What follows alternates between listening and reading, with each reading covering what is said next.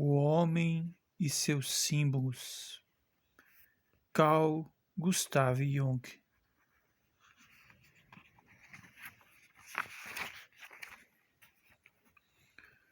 O começo da análise. Existe uma crença muito difundida de que os métodos da psicologia junguiana só se aplicam a pessoas de meia idade. Na verdade, muitos homens e mulheres alcançam a meia-idade sem a compreenderem naturalmente a maturidade ou sem a correspondente maturidade psicológica, sendo, portanto, necessário ajudá-los a reparar as fases negligenciadas de seu desenvolvimento. São pessoas que não terminaram a primeira parte do processo de individuação, descrito pela doutora Mary Lou von Franz. É certo, também, que um jovem pode enfrentar sérios problemas no curso do seu crescimento. Se tem medo da vida e encontra dificuldades para ajustar-se à realidade, pode preferir viver dentro de suas fantasias ou conservar-se criança. Nesse tipo de jovem, sobretudo no introvertido, vamos descobrir por vezes no seu inconsciente insuspeitados tesouros. Trazendo-os à consciência, podemos fortalecer o ego e dar-lhe a energia psíquica necessária para tornar-se uma pessoa amadurecida. E essa poderosa função é do simbolismo, é essa a poderosa função do simbolismo de nossos sonhos. Os outros autores desse livro descreveram a natureza desses símbolos e o papel que representam na natureza psicológica do homem. Quero mostrar como a análise pode favorecer o processo de individuação, relatando o caso de um jovem engenheiro de 25 anos, que chamarei de Henri. Henri nasceu em um distrito rural do leste da Suíça. Seu pai, de família camponesa protestante, era clínico geral. Henri o descreveu como um homem de elevados padrões morais, mas alguém muito recolhido dentro de si mesmo e com dificuldades para relacionar-se com outras pessoas. Era melhor pai para seus pacientes do que para seus filhos. Em casa, a personalidade dominante era da mãe de Henri. Fomos criados pela vigorosa mão de nossa mãe. Disse-me ele uma vez, ela pertencia a uma família de boa formação intelectual, gente que se interessava também por arte. Possuía, a despeito de sua severidade, um largo horizonte espiritual. Era impulsiva e romântica, amava a Itália. Apesar de ser católica de nascimento, os filhos foram educados na religião protestante do pai. Henri também tinha uma irmã mais velha, com quem se dava muito bem.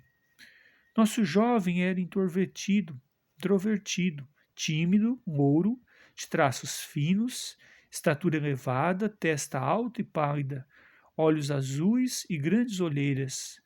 Não julgava que havia sido neurose o que o trouxera para mim, como de hábito, mas sim uma necessidade interior de se ocupar da sua psique. Por trás desse anseio, no entanto, escondia-se uma fixação pela figura da mãe e um grande medo de entregar-se à vida. Problemas que só foram descobertos durante o processo de análise. Ele acabara de se formar, arranjar um emprego em uma grande fábrica e estava enfrentando os muitos problemas de um jovem que chega à idade adulta. Parece-me, escreveu na carta em que me pedia uma consulta, que essa fase da vida é particularmente importante e significativa. Devo decidir se permaneço inconsciente ao abrigo de minha protegida segurança, ou se me aventuro por um caminho aonde desconheço, mas no qual deposito grandes esperanças. A escolha com que se defrontava era, portanto, ou permanecer um jovem solitário, vacilante, fora da realidade, ou se tornar um adulto responsável e autossuficiente. Henri disse-me que preferia os livros à sociedade. Sentia-se inibido entre as pessoas e muitas vezes atormentava-se com dúvidas e autocríticas.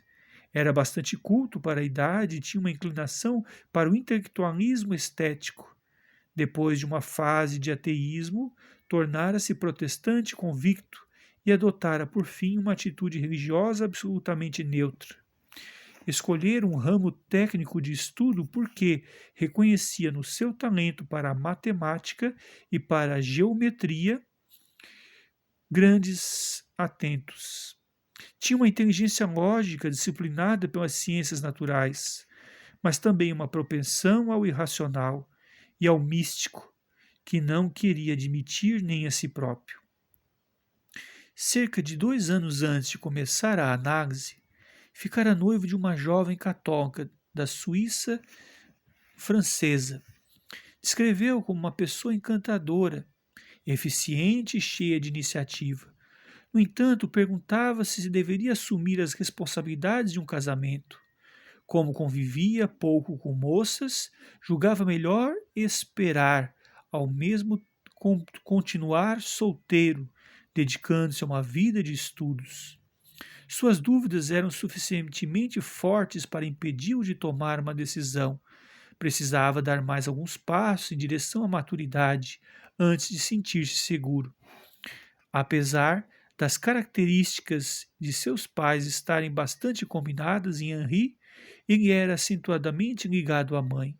Conscientemente identificava-se com aquela mãe real, com o seu lado claro, que representava para ele um conjunto de ideias elevadas e ambições intelectuais. Mas inconscientemente estava sob o poder dos aspectos tenebrosos da fixação materna. Seu inconsciente sufocava-lhe o ego de maneira asfixiante. À esquerda, aqui na imagem, nós temos o palácio e o monastério de Escorial, na Espanha, construído em 1563 por Filipe II. Sua estrutura, de fortaleza simbólica, visa o afastamento do introvertido do mundo. Abaixo, um desenho feito por Henri, vamos mostrar, do estábulo que construiu quando criança, com ameias de fortaleza. Então, a comparação aqui, do monastério de Escorial e do estábulo desenhado por Henri durante esse processo de análise junguiana tem um simbolismo, do afastamento do introvertido, do que ele guarda na alma. Bom, aqui nós temos mais algumas imagens que vamos relatar. Uma das recordações da infância de Henri aludia o quê? A um croissant, que é um pãozinho em forma de lua crescente que ele desenhou à esquerda ao alto, mais ou menos por aqui, E ao centro mesmo o desenho da placa de uma padaria moderna. Sabemos que esse livro, de Jung, O Homem e seus Símbolos, ele tem um auge na década de 70 do século XX, E essas padarias modernas eram comuns lá nos Estados Unidos e na Europa. Foi chegado aqui ao Brasil um pouco mais tarde. A forma de crescente está associada já há muito tempo à Lua, portanto, ao princípio feminino. Aqui nós temos uma estátua, com um princípio feminino, como a coroa à esquerda. Essa aqui, o que ela é? Ela é a deusa Ishtar da Babilônia, datando o século III a.C. Nós vamos continuar, então, amanhã, com esse estudo de um caso de análise junguiana, o estudo do caso de Henri, e convidamos a todos para continuar atentos ao próximo vídeo desse humilde canal. Um grande abraço, fiquem todos com Deus.